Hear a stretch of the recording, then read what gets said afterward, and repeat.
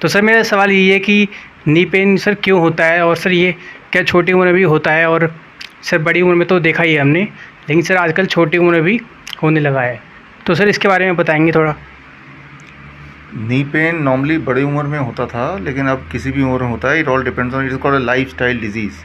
आपका जो लाइफ का स्टाइल है उसके हिसाब से आपके बॉडी की फंक्शनिंग है। हो सकता है कि आपका कैलेंडर एज हो करीब से 30 साल का, लेकिन आपकी बॉडी की जो बायोलॉजिकल एज हो या उसकी सेल्स की उम्र हो 60 साल की हो। मतलब ये कि 30 साल की एज में ही आपने अपने बॉडी को बूढ़ा कर दिया 60 साल के बराबर। तो फिर इस तरह की दिक्कतें होती हैं। हालांकि इसका एज से और कोई कनेक्शन नहीं है, अपने लाइफस्टाइल से कनेक्शन है। और जिस तरह का लाइफस्टाइल अभी हो गया है बच्चों का सबका, तो किसी भी समय बच्चों की हड्डियों में दिक्कत हो सकती है, जोड़ों में दिक्कत हो सकती है, किसी को भी किसी भी समय हो सकता है, डिपेंडिंग ऑन उसका लाइफस्टाइल क्या है। सर इसमें डाइट में क्या ध्यान देंगे जरूरत है कि हमें ये नी पेन, सर क्या डाइट भी इसमें कारण बनता है? लाइफस्टाइल एंड डाइट दोनों, डाइट ही मेजर पोर्शन बोल सकते हैं। आप ऐसा समझो, मैं इसको थोड़ा एक्सप्लेन कर देता हूँ आपको। जैसे मान लो दो हड्डियाँ हैं, हड्डियों के बीच में थोड़ा गैप है। This is the between the two bones, right. और वो जो गैप है वो दैट इज़ वो, जैसे आपकी उंगलियों में है, घुटनों में है, राइट, जॉइंट्स के बीच में there is a gap, right. उस गैप में कई बार ज़्यादातर लोगों का शुगर, जो एक्सेस शुगर है, वो डिपॉजिट होता रहता है। तो उनका ब्लड शुगर तो नॉर्मल रहता है, लेकिन बोन्स के जॉइंट्स के बीच में शुगर डिपॉजिट होता रहता है, राइट। जब वो अधिक मात्रा में डिपॉजिट हो जाएगा तो वो वहाँ पे घाव क्रिएट करेगा, इसे बोलेंगे इन्फ्लेमेशन, माइक्रो इन्फ्लेमेशन। वो इन्फ्लेमेशन जब होगा तो जब आप हिलाएंगे अपने हाथ पैर वो जॉइंट्स, तो वहाँ पे थोड़ा थोड़ा थोड़ा थोड़ा दर्द होगा, और धीरे धीरे वो दर्द बढ़ता जाएगा, इन्फ्लेमेशन, घाव बढ़ता जाएगा। घाव या तो बढ़ता है या घटता है, एक जैसा रहता नहीं है। तो घाव को घटाने के लिए आप कुछ कर नहीं रहे हैं, और शुगर वहाँ डिपॉजिट होता जा रहा है। तो बहुत सारे लोग ऐसे हैं जो रिफाइंड वगैरह खाने के बाद लाइफस्टाइल की वजह से उनका ब्लड शुगर बढ़ जाता है, तो उनको डायबिटीज़ का पेशेंट बोल देते हैं। लेकिन काफ़ी सारे लोग ऐसे हैं, उनमें क्या है कि ब्लड में शुगर ना रह के शुगर बॉडी हाइड कर देती है जॉइंट्स में, जोड़ों के बीच। और जब बॉडी जोड़ों के बीच में शुगर हाइड कर देती है तो उनका शुगर लेवल नॉर्मल दिखेगा, राइट। बट वो जॉइंट्स में शुगर छुपा हुआ है, तो एक्चुअली वो भी शुगर के ही पेशेंट है। और जॉइंट्स में कितना शुगर छुपा है उसकी कोई डायग्नोस्टिक होती नहीं है। उसकी एक ही डायग्नोस्टिक है कि आपके जोड़ों में दर्द है, उससे पता चल जाएगा कि जॉइंट्स में शुगर अपने बीच में छुपा हुआ है। और मान लो वो स्किन में छुपा है तो वो रिंकल्स होते हैं उनके, जॉइंट्स में छुपा है तो जॉइंट्स के मोबिलिटी में प्रॉब्लम होती है उनके। ब्रेन में छुपा है तो उसे एल्जाइमर, पार्किंसन बोलते हैं, तो उसमें एक अलग तरह की प्रॉब्लम होती है, ब्रेन से जुड़े हुए प्रॉब्लम होती है, राइट, जिसमें हाथ कांपते हैं कुछ लोगों के, कुछ लोग भुलक्कड़ बन जाते हैं। तो आपके बॉडी में कई सारी जगह है जहाँ शुगर छुप जाता है। वो जो भी जगह अगर वो जॉइंट्स हैं तो फिर वो आप बोलेंगे जॉइंट की दिक्कत होगी इनको। तो ये तो प्रॉब्लम हुई। सोल्यूशन क्या है? ये शुगर को यहाँ से हटा लो, सोल्यूशन मिल जाएगा। कैसे हटाएं? वही DIP डाइट। जैसे आप DIP डाइट पे रहेंगे तो एक तो एक्सेस शुगर डिपॉजिट होना बंद हो जाएगा, और जहाँ जहाँ डिपॉजिट है वहाँ से धीरे धीरे धीरे धीरे धीरे धीरे बॉडी से निकलता जाएगा। 1 महीने से 3 महीने लगता है इसको ठीक करने में। लेकिन ऐसे लोग जिनको ज़्यादा है, वो चल ही नहीं पा रहे हैं, नी रिप्लेसमेंट जो जिनको बोला हुआ है, नी रिप्लेसमेंट कभी नहीं कराना चाहिए। वो एक ख़तरनाक प्रोसेस है। नी रिप्लेसमेंट से फ़ायदा होगा ऐसा नहीं है, उससे नुकसान होगा। तो आपको क्या करना है? Beside the diet, the DIP diet ग्लोबी न्यूज़ में आप किसी भी एपिसोड में पुराने में देख सकते हैं DIP डाइट क्या होता है, इसलिए उसको मैं नहीं लेता अभी। वो वैसे भी गूगल करेंगे तो DIP डाइट आपको मिल जाएगा। Start the DIP diet number 1। DIP diet का एक पार्ट ये भी है कि धूप में बैठना है। जो जोड़े हैं, जहाँ जहाँ दर्द है उसको धूप दिखाना है, गर्मी दिखानी है।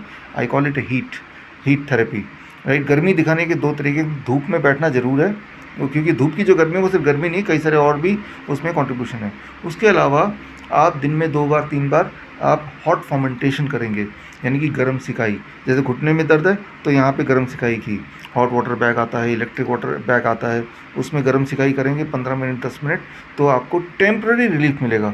टेम्प्रेरी रिलीफ तब मिलेगा जब आपने सिकाई किया कुछ घंटों तक, फिर दोबारा सिकाई कर दिया। और परमानेंट क्योर कब होगा? जब DIP डाइट लेंगे। यानी कि 2 चीज़ करना है, temporary relief that is by giving heat, sunlight heat, and heat through the hot water fermentation और electric bag fermentation, right, and the DIP diet. ये 2 चीज़ करेंगे तो एक बात ये भी है, जो लोग मोटे हैं उनका वेट भी घटेगा।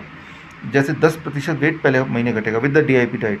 वेट घटेगा तो मान लीजिए कि आपके घुटनों को 10 kg वेट कम लेना पड़ रहा है, फॉर एग्जांपल 10% वेट कम लेना पड़ रहा है, तो उससे भी आपको फ़ायदा होगा। तो कई सारे पहलू हैं इसके, राइट। आपको बोझ घटाना पड़ेगा, नंबर 1। नंबर 2, शुगर यहाँ जो डिपॉजिट उसको हटाना पड़ेगा। नंबर 3, नया शुगर डिपॉजिट ना हो उसका इंतजाम करना पड़ेगा। एंड नंबर 4, सबसे इम्पॉर्टेंट बात कि जहाँ जहाँ इन्फ्लेमेशन है, घाव है, उसको हील करना है। हील करने के लिए ये हीट काम आता है। हीट कैसे काम आता है कि जब आप हीट देते हैं ना किसी भी जगह पे, तो हमारी बॉडी की इम्यूनिटी अलर्ट हो जाती है और सारी इम्यूनिटी उस जगह पे जहाँ पे हीट है वहाँ भागती है और उसको रिपेयर करने की कोशिश करती है। तो heat is like a alarm. जैसे कहीं पे अलार्म बजता है तो लोगों का अटेंशन जाता है अलार्म, तो बॉडी के लिए अलार्म कैसे आप पैदा करेंगे? By giving artificial heat.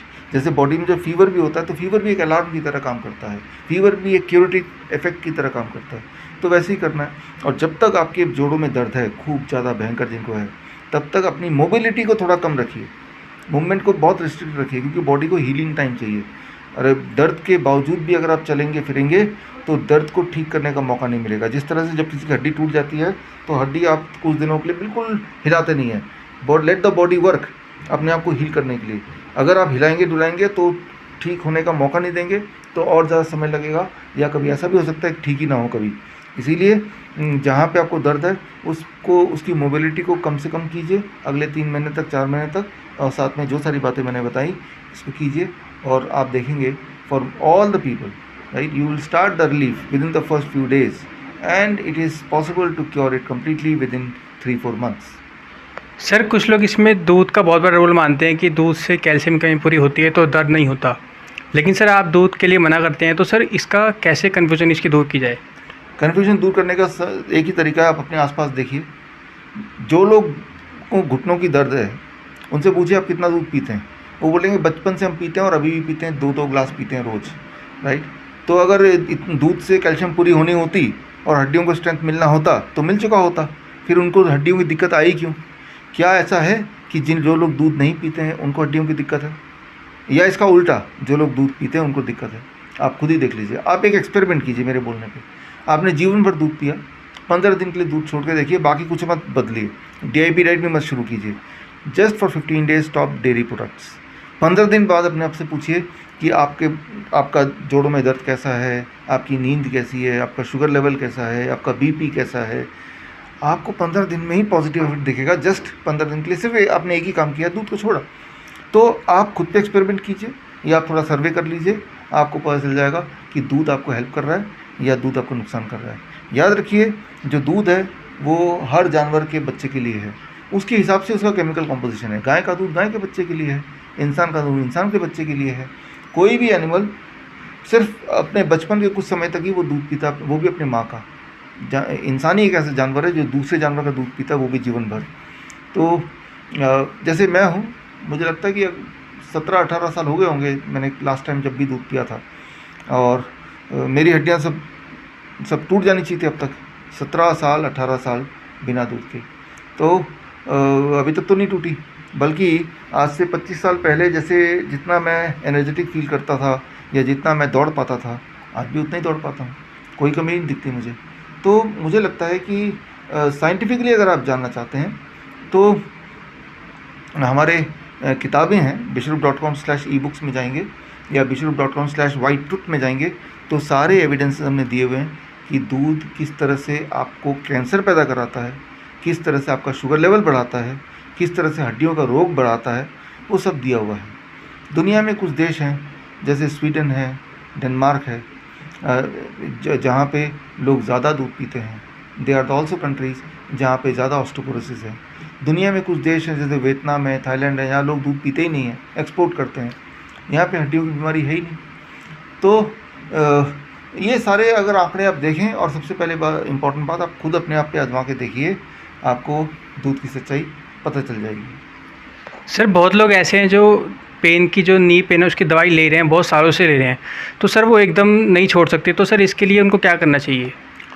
आप जो मैंने बताया आज इस वीडियो में, आप इसको अपनाइए, और जैसे जैसे धीरे धीरे आपका दर्द कम होने लगे, आपका वेट भी कम होगा, थोड़ा आपको कंफर्ट आएगा, फिर धीरे धीरे उन दवाइयों को टेपर डाउन कीजिए। हो सके तो एक बार में छोड़ दीजिए, क्योंकि उसका लाभ तो कुछ है ही नहीं, वो तो हर बार आपको नुकसान कर रहा है। जितनी बार आप दवाई लेंगे उतनी बार आपको नुकसान ही करेगा। तो जिनको हिम्मत है वो एक बार में छोड़ें, जो हिम्मत नहीं है उनको धीरे धीरे टेपर डाउन करें। But in both the cases you start with what I just said in this video. आप डाइट शुरू करें और जो बात मैंने बताई उनको शुरू तो कर ही दें। सर अगर जिनका नी रिप्लेसमेंट हो ही चुका है तो क्या सर वो पूरी तरह से क्योर हो सकते हैं अब दोबारा से? देखिए, आपने छेड़छाड़ कर दी ऑलरेडी, भगवान का बनाया हुआ आपकी बॉडी है, आपने उसको खोला, राइट। अब it can not be again the same as it was before, right. ये तो पक्का है।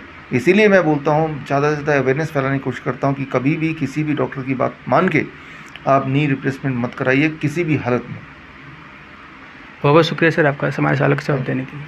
Thank you.